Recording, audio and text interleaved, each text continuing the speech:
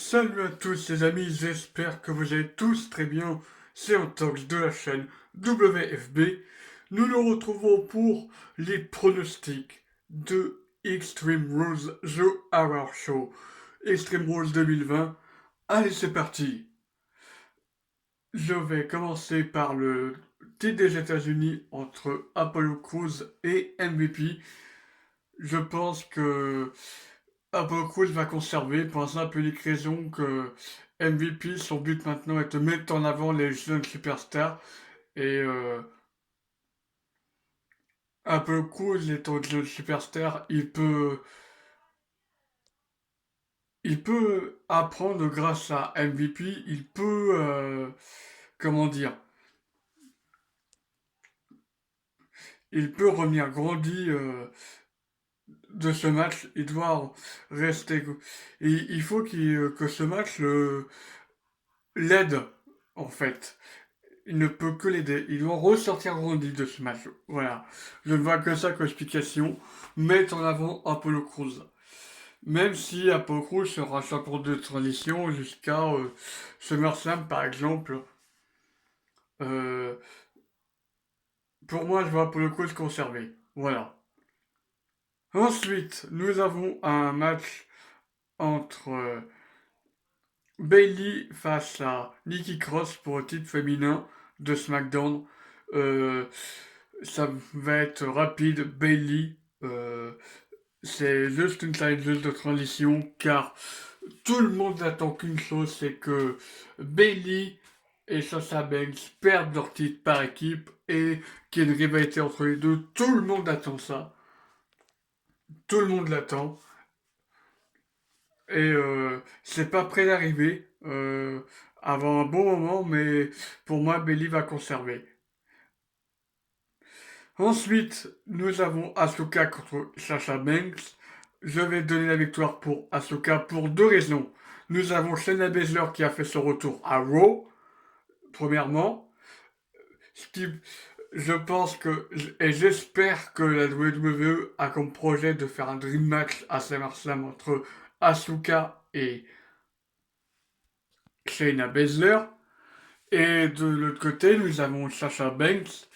Euh, La WWE peut très bien se dire, tiens, Bayley est championne de SmackDown et championne par équipe, pourquoi Sasha Banks ne serait pas championne d'Euro? Je pourrais comprendre ce raisonnement-là, mais faut laisser pour le moment, faut laisser le titre à Asuka parce que elle est en train de reconstruire son personnage, euh, même si elle est encore aussi faux folle, mais bon. Je pense que si Becky a donné le titre à Asuka, ce n'est pas pour rien. Et je pense que c'est pourquoi pas donner le titre à Shayna Baszler, puisque je vous rappelle que Shayna Baszler, enfin pour ceux qui ne le sauraient pas, euh, Shayna Baszler aurait dû remporter le titre à WrestleMania. C'est Becky Lynch elle-même qui en a fait la demande, puisqu'elle était déjà enceinte, et j'avais dit lors d'une vidéo news que Shayna Baszler était déjà au courant euh, que Becky Lynch soit enceinte, d'où le fait qu'elle soit allée doucement dans leur match, que le match soit court. Sinon, tout ça pour dire que Asuka va conserver, où il n'y aura aucun suspense. Ensuite, euh, match pour le titre entre Drew McIntyre et Dolph Ziggler. Dolph Ziggler va révéler la stipulation, mais quoi qu'il arrive, quelle que soit la stipulation, Drew McIntyre va conserver. Il y a pas besoin de justifier. Euh, ok, c'est cool car ils ont eu des différends à régler, mais voilà, il y a juste ça. Un match pour le titre, tant mieux. Et ça permet de régler leurs différends. Et je pense que, et c'est même sûr que Ziggler va prendre cher. Il va se faire détruire. Victoire de Drew McIntyre. Voilà. J'ai hâte de voir comment il va vendre le Claymore de Drew McIntyre, de Ziggler. J'ai hâte de voir comment il va le vendre. J'ai vraiment hâte. Ensuite, premier match cinématographique, si je peux dire ça comme ça, le son match entre Bray Wyatt et Braun Strowman. Le titre universel n'est pas en jeu, ce qui permet de faciliter le nom du gagnant. Bray Wyatt va remporter ce match, mais ne remportera pas le titre, puisque le titre n'est pas en jeu. Je pense qu'ils vont faire ça exprès pour. Je pense qu'ils vont faire une belle à SummerSlam, le film de contre Braun Strowman pour le titre universel, et pourquoi pas le film de champion. Voilà.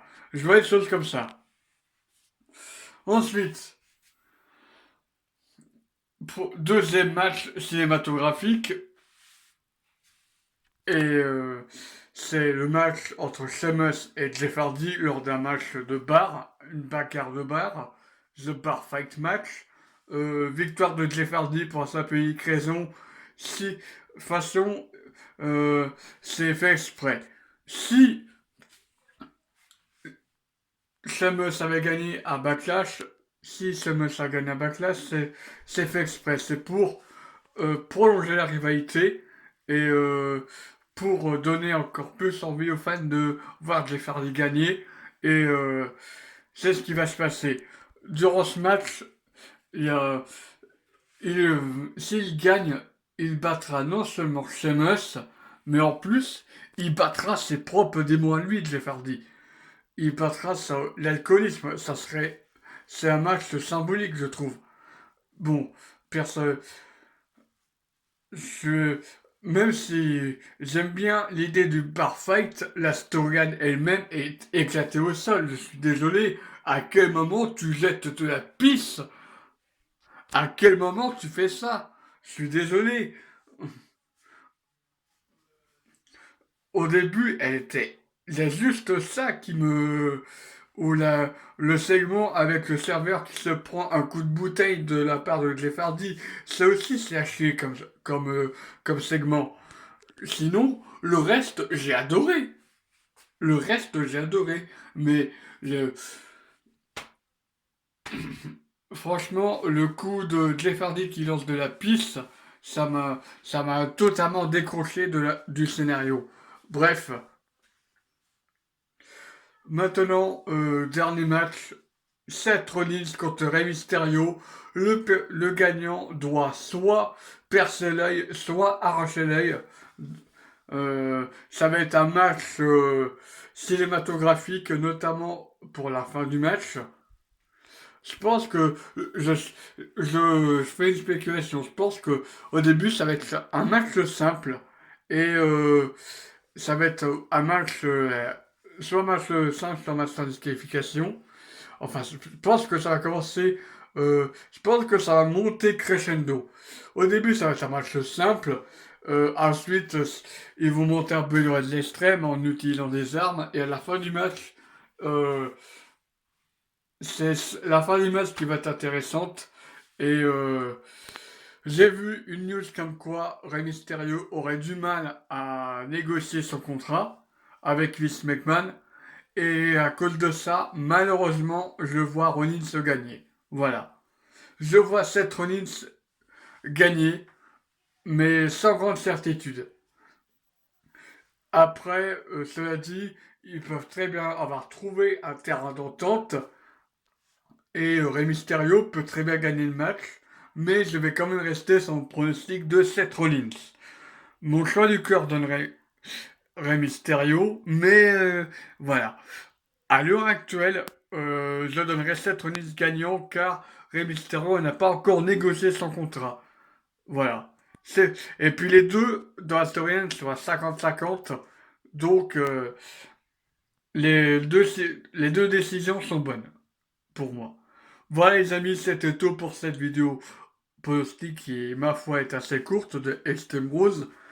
Parce que je pense que les matchs vont être prévisibles à tous les coups. Mais c'est pas grave. Je demande juste qu'il y a un bon match. Voilà. C'était un Tox. On se retrouvera pour une vidéo review. Ciao tout le monde!